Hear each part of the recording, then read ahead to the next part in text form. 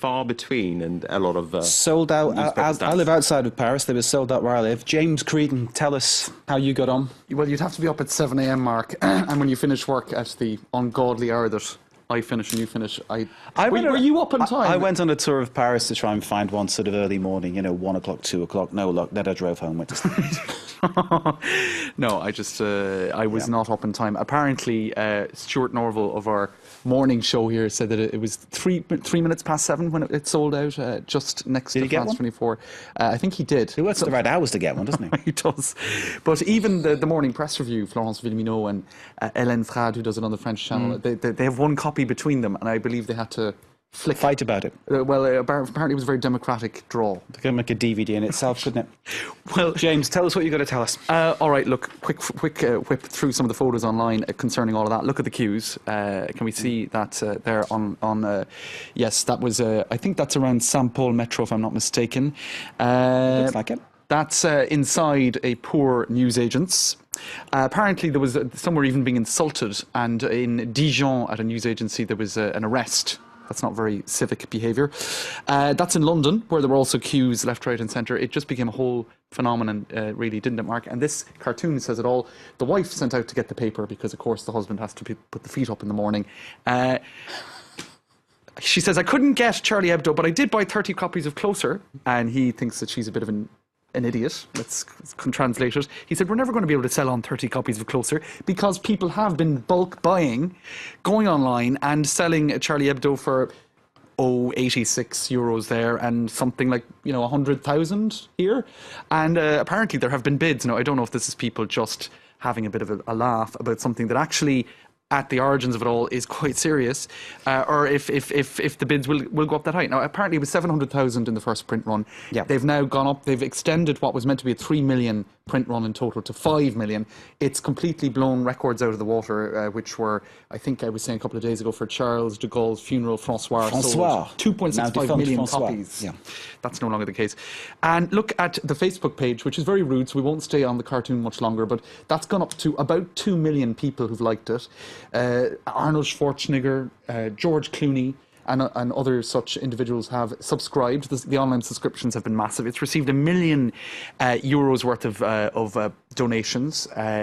They are now, the bar has been raised very, very high for the newspaper henceforth because the budget has been expanded so considerably. Despite that, obviously an extremely difficult, emotional, traumatic week for the staff, and to put together a paper that is half the length of the usual one is a monumental feat, I think, given the circumstances. Absolutely remarkable stuff. And the idea that people are profiteering on this, Marcus, it seems a bit obscene, doesn't it, really? Well, it does, but I suppose it's life.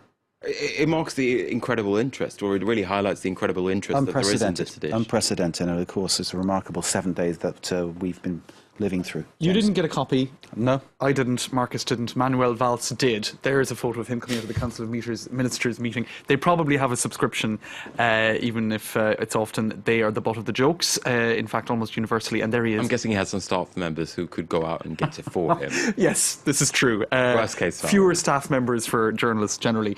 Le Nouvel Anticonformisme. This is playing on the fact that it's such an anti-establishment newspaper generally, and now because there's been universal support, almost universal in any case, that are people going to be reading Le Figaro now if they want to make some sort of a statement? It's now more trendy to read the most conservative paper in France. I get it. This is it.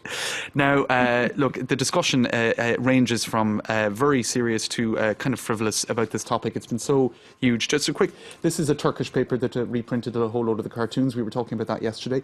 Meanwhile, in Egypt, El-Sisi says that they may ban any foreign publications that are offensive to religion, so they're going in the opposite direction. This is a German daily based in Berlin, where their front page this morning was, well, Charlie Hebdo's front page. So a whole range of issues, not least of all all of them related to freedom of speech in some way, shape or form in terms of the general debate around it. And a quick word about Dieudonné, the very controversial alleged comedian, yes, often convicted for anti-Semitism. There you go. People would call him racist, but he does have fans. And the fact that he was taken into police custody today because he made a statement related to it, essentially that could be interpreted as incitement to racial hatred, or I think as it was interpreted by the police as an apology for terrorism. He essentially associated Charlie Hebdo with the name of one of the killers, Koulibaly, exactly.